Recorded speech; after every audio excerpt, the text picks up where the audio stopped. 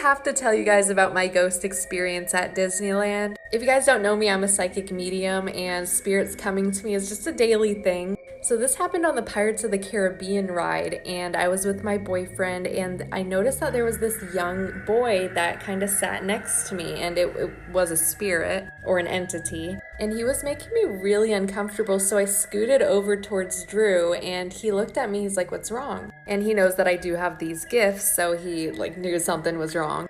And I was like, there's this young boy next to me, but he's really creeping me out. He's making me feel really uncomfortable.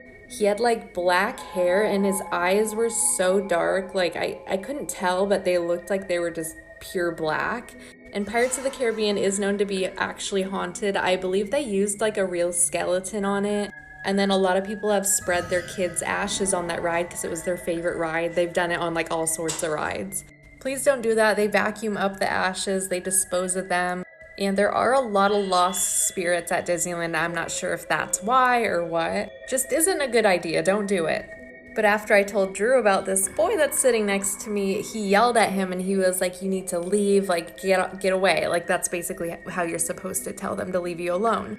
And the boy eventually left because I told him to leave as well. Then something weird happened. I don't know if this was just a coincidence or what this was, but it was like a few minutes later and all of a sudden the ride like stops and it breaks down. They had technical difficulties. We were stuck there in one spot for like 10 minutes.